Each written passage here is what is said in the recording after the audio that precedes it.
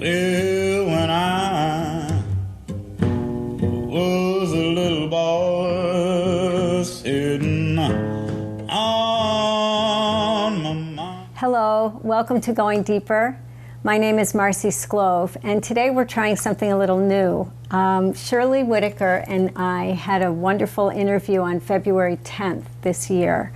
And at the end of that, we were talking about all of her amazing artwork and thinking about could we have an interview in her home.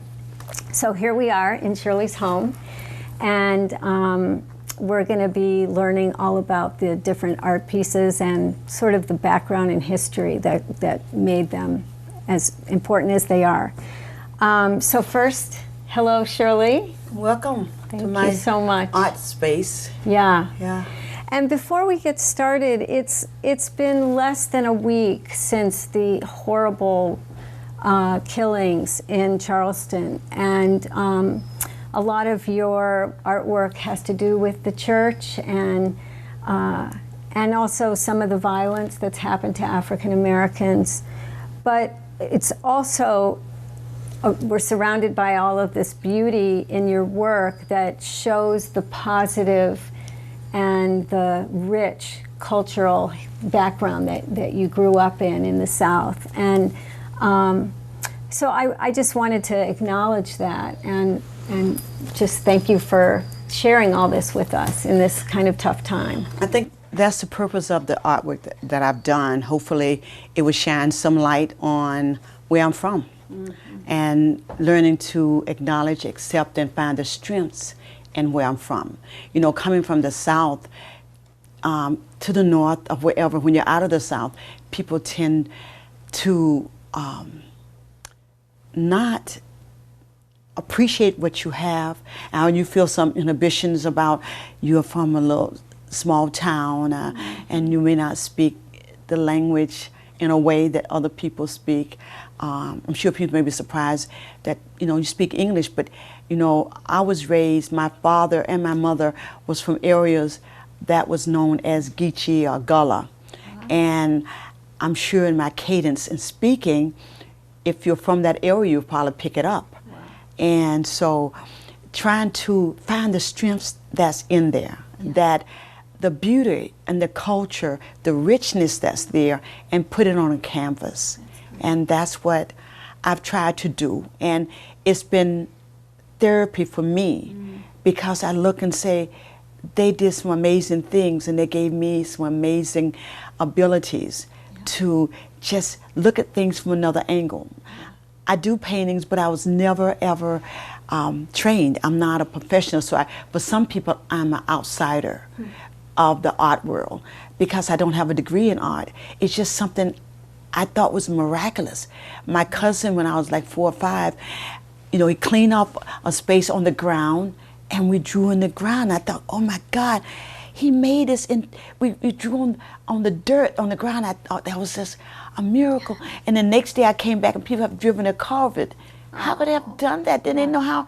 This is my art. Yeah. So I think I had a love for the possibility of creating things in an art form.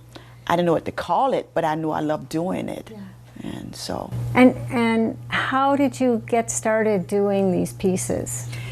First, after I got married, Nate and I was in California and we had an apartment and we had no paintings on the wall, and I went and looked. It was so expensive. We were both in college, in our graduate training. So I said, you know what? Someone had given me some for a gift for graduation from undergrad was some oil paints. Wow. So I said, you know what? I'll create it. If I don't like it, I'll be God and I'll destroy it. What the heck?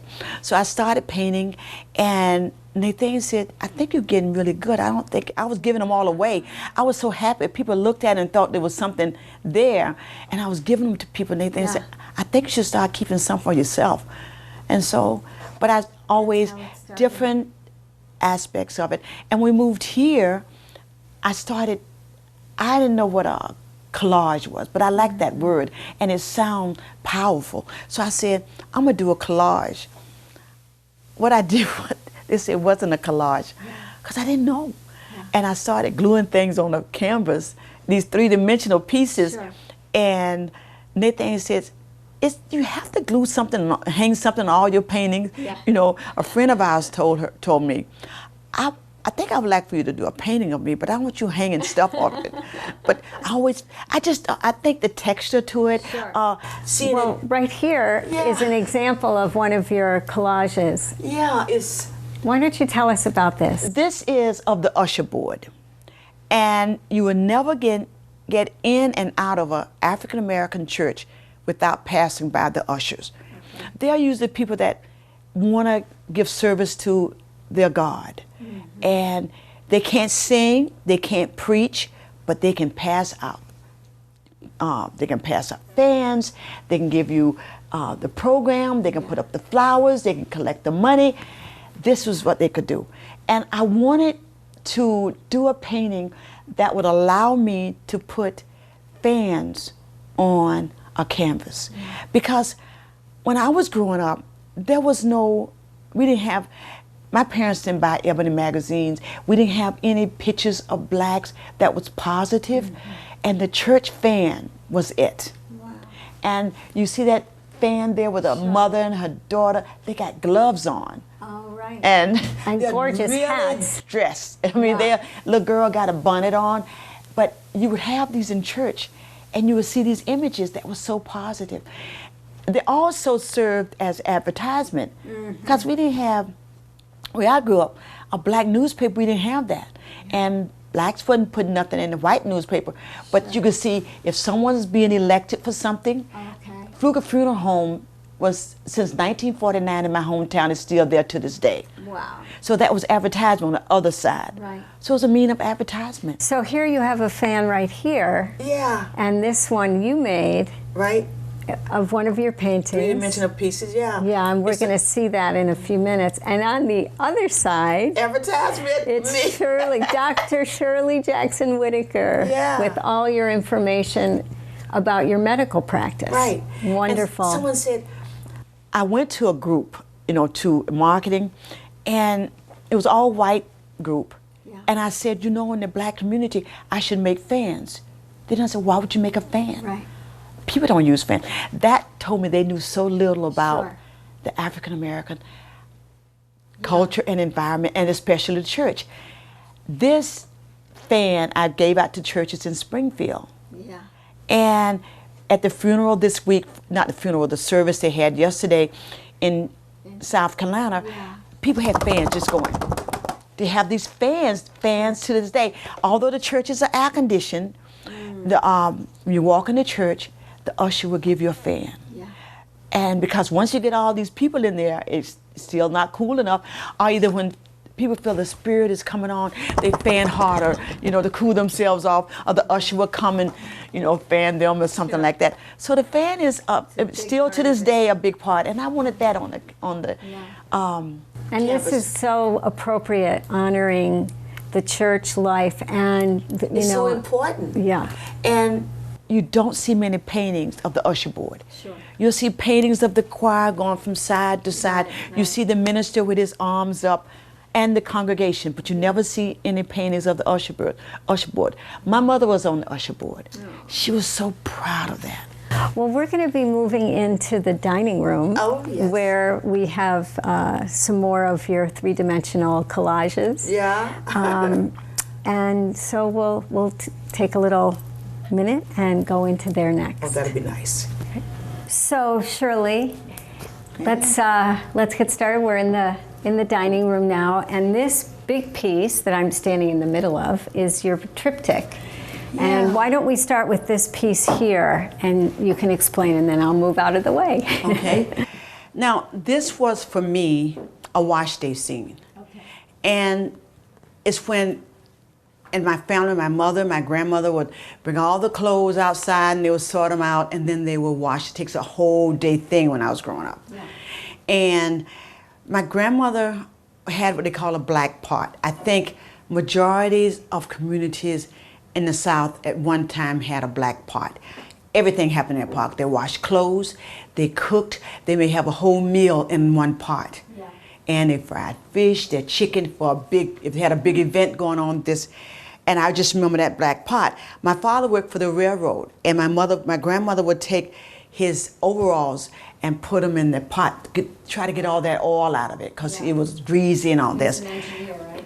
Yeah, and so I had to have, if I'm going to do the wash day scene, I knew I had to have the black pot. The thing and the overall idea of this piece was that when I was painting it, I tried to do the ground, but we didn't grow up with grass on the ground. Yeah. And when I was painting it, I was trying to figure out, why can't I paint grass? And I realized we didn't grow up with grass. My grandmother would have us pick every grain of any leaf or anything out of the yard, and at the end she would have us to sweep it. Yeah.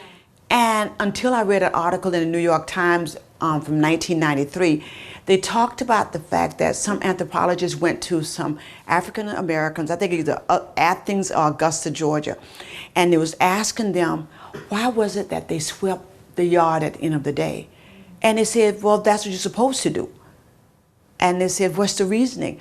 They said, you do that. Sure. And when he told them that in West Africa they did the same thing, they said, no, we have nothing to do with Africa, it's what we do.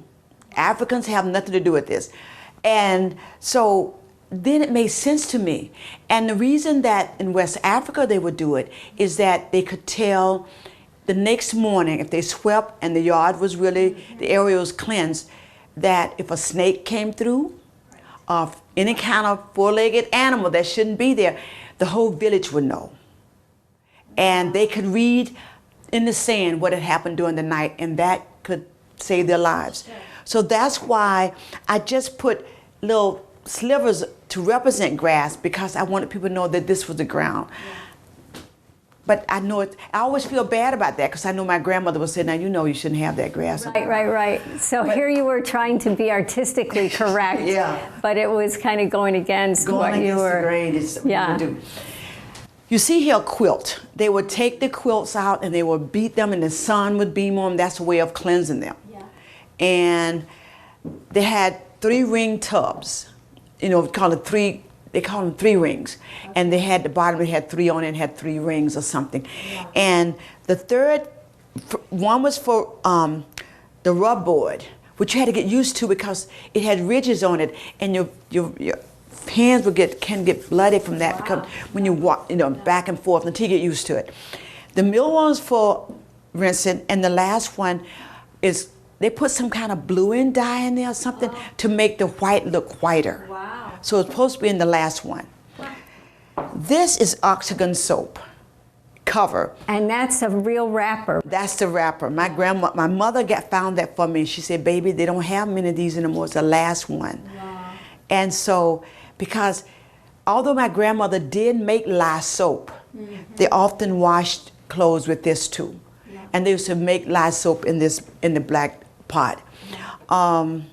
So on this 3-dimensional, they always had pins on the clothes, or they had a needle, and I put the real buckles from overalls, because they would hang my father's overalls up there. And the younger kids would get the wood for the fire, and somebody would be hanging the clothes up, and you had the clothespins, and I still to this day remember the smell, the fresh smell after the clothes has been in the sun all day, and you're going, when my mother said, go and get the clothes, I would go and just wrapping my arms around and just smell the smell. It's just such a crisp smell that, my child would never know, because we got to wash and dry upstairs, so you have to take them outside to dry them. But it's such a nice smell. So this basically is a triptych representing the wash day. As I say, it could be a whole day thing. Wow, that's great. So Shirley, this is another church scene, and you have already shown us that beautiful 3-dimensional collage of the usher board and the fans, and how beautiful they were. So tell us what's happening here in this scene. Well, on a certain Sunday in most black church, there's Communion Sunday. And when I grew up, the ladies and the missionary dressed in white. Wow. and they covered the communion, the wine or bread, in a cloth. And that's usually set at the center of the church. And the missionary, they all come all dressed in white. And I just remember how majestic it seemed to me that they would be. I knew what was going on was a big deal. Okay. And that's just once a month. Some people say it's the first Sunday. Some people look at this painting and says, is that first Sunday? Because they know that the ladies are in white and they got the communion. So in our church, I think it was second Sunday, but most churches, the first Sunday. Mm-hmm. And a thing that you see, the common denominator for most of these ladies is the hats. Mm-hmm. The hats are a big deal in the black church. Wow. And all of them got on different hats, and that's the central part. And I was looking at part of the service yesterday about, they're calling them the Manual 9. Yeah. And that service, again, the hats. In Charleston, South Carolina. And the center of the black community for a long time has been the church. Mm-hmm. And healing and accepting and loving my background was putting and giving respect to the church. Mm-hmm. So you see, there are 3 paintings where I got hats. The one with the big brim hat, but just the center of that painting is the hats. And then you have 2 ladies going to church, one with a big feather, right, that one of the paintings. But the central theme for all of those 3 paintings is the hats. Mm-hmm. And communion, they all got their Bibles, and it's just pulling it all together, and it's acknowledging the impact that the church has on the community. Are these women singing up there, or are they? See, part of what's happening right now is that you can look at this, and the minister may be saying something, or this person just decided that they want to praise the Lord all by myself. I don't need nobody else. And so that's accepted. Yeah. You may just speak up and say, the Lord woke me up this morning. And people said, yes, sister. And then you're going, this is what she's maybe responding to her. Okay. And these ladies are regal, and they're sitting there and waiting. And when it's time for the communion, they'll get up and they'll lift up their white tablecloth or what have you. Yeah. So it's that strength of that binding that comes, and that's what's evidently giving the people the strength in, and South just Carolina. Even more brutal and horrible to go to. The thing is that now the light is on it. Mm-hmm. And for us, that's nothing new. The thing is now, they will be buried. People have their bodies. Yeah. But for so long, they will slaughter you, and what's the big deal? Right. There was no one to go to, because a lot of time, the Klan was the police. Yeah. So you just have a dead body that you hope you'll see again, and you may not. Yeah. So the difference now and maybe 40 years ago is that no one will even comment on it. Right. It's in the community. My sister said there used to be a newspaper that came out, and they would show, it was a black newspaper, talking about the lynchings. Yeah, yeah. And they would comment, but the other papers would not comment on that. Like with Black Wall Street, what happened in Tulsa, Oklahoma in 1921. The newspaper, you can't find it in the newspaper, but thousands of people died. Wow. So it's sad that it's happening now, sad that it happened then, and sad that it's continuing. It's just on a different level. Yeah. And since that time, you see, it's sad that you find policemen saying that that this guy should get an award for what he did to them. And I'm sitting there saying, you're supposed to be protecting me. But see, in our communities, we don't put much stock in the police protecting us. Yeah. And we were in no shape to protect ourselves, because we're not allowed to have guns. Yeah. Wow. If we did and we made a mistake with it, we would be in prison forever. Yeah. So it's complicated, but the thing is that it's sad what happened. I wish I could say this was the first time it ever happened, but if you went in Charleston and said, something like this never happened before, they look at you as if you lost your mind. It's been chronic pain that we've had to endure. Yeah. And one way to survive was to go to church, because then you could go to church, you could cry, you could shout, and relieve some of the stress. Sure. But now in your hiding place, they know where you are. Well, I thought it was very healing that they opened their doors to everybody on Sunday, and they're not going to give up on being a welcoming. And I think they've probably always been that way. Yeah. But you don't find whites readily come Sure. to those churches. But it would have shocked me if they said you are not welcome, because it's always been It would have very been welcoming. that fear Welcoming. won Yeah. out if they Definitely. If they didn't come back to have a service, then they feel they had won out. But the common denominator for these is that I tried to touch a little bit of what I experienced and put a good light on it. And the ladies with the big hats and the, going to serve the Lord paintings and stuff.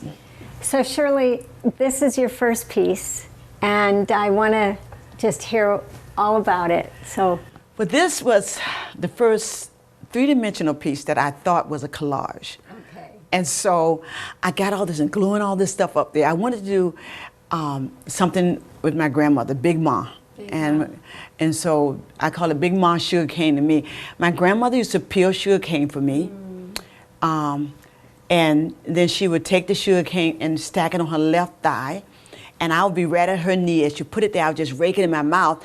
And I was doing it as fast as I could. And chewing, I wasn't chewing it complete, but I just didn't want my brothers and sisters to come and take it. Right. So I just put it on my mouth. And she said, "Why are you doing that?" I didn't want to tell her. They're going to take it, and I can't have them to take it. I love it so much. Yeah. And so my face be all sticky, my whole front of my dress, but I didn't care. Yeah. I had all that sugar were in cane just for me.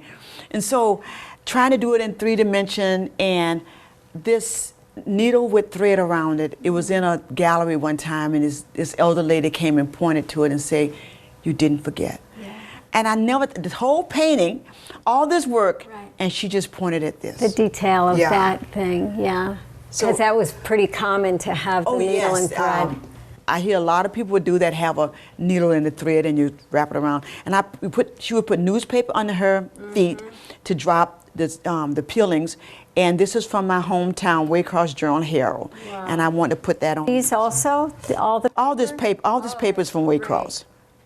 See this say Waycross? Oh, sure. And I'm standing so close to Big Ma. I feel like she's very real. Yeah, it honey, works. you want some sugar cane? Shirley, it looks like a version of Big Ma jumped off the canvas and came to life. What are these beautiful dolls here? I, for some reason, wanted to see if I could do some little sculpturing and come up with some dolls. And these are different because I used some clay to make these. And I wanted them to be dressed like my grandmother would be dressed. And the people, old, way back would have been dressed. And so they would have an apron. They always had aprons on. I don't see aprons anymore. And I wear an apron all the time at home. Oh my God. I don't. I guess if I cooked one, I might. So then with the apron and a certain print, I wanted to make sure that these prints that I remembered, and to put that a part of these ladies and put a positive image of them. Now these dolls are totally different.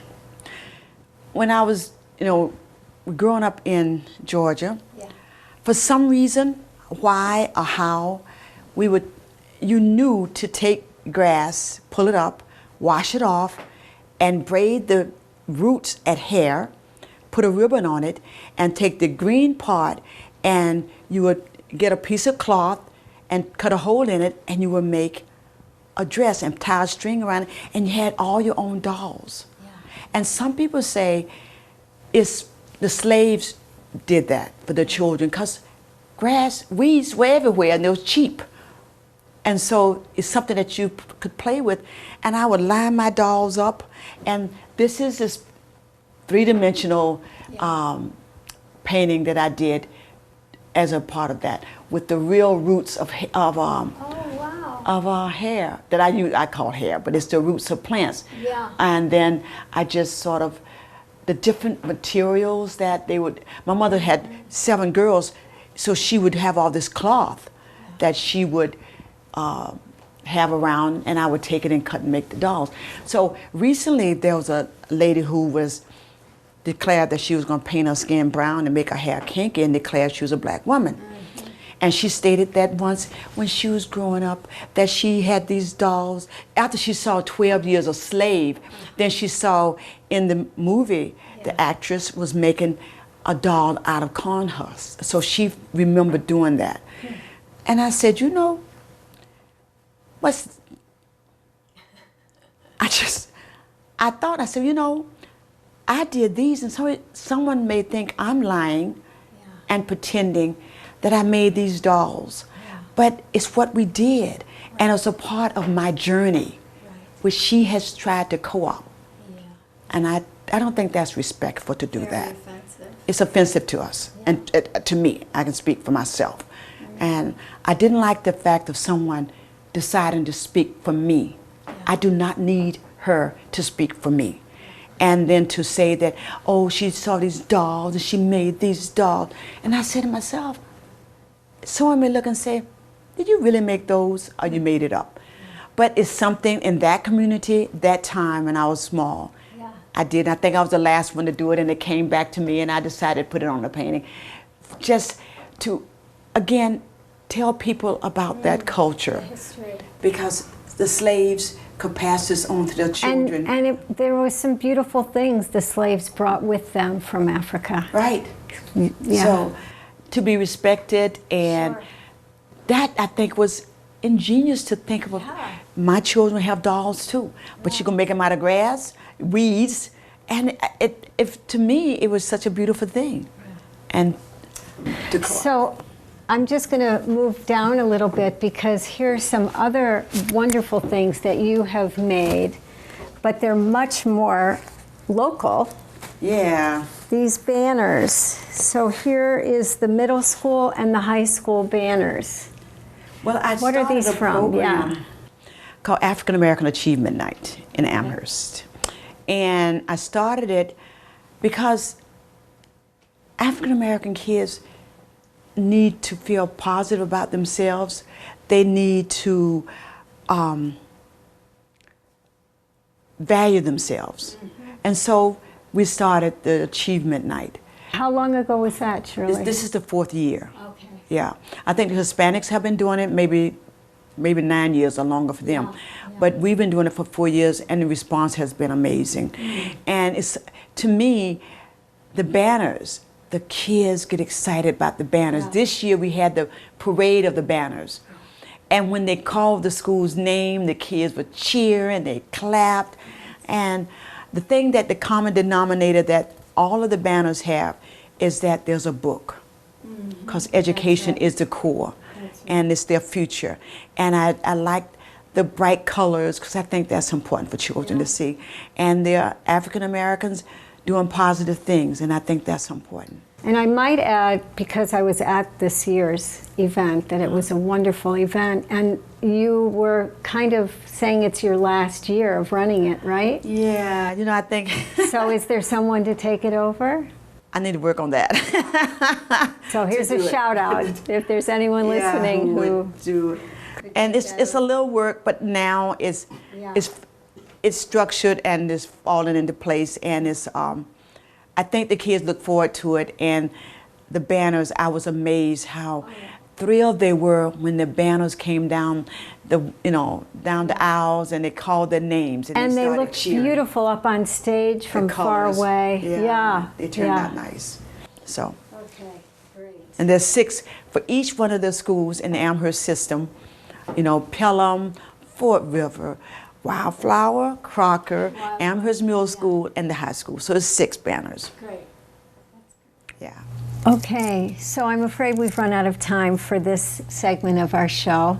Thank you so much, Shirley, for being with me. And we'll continue with going deeper in part 2. Thank you.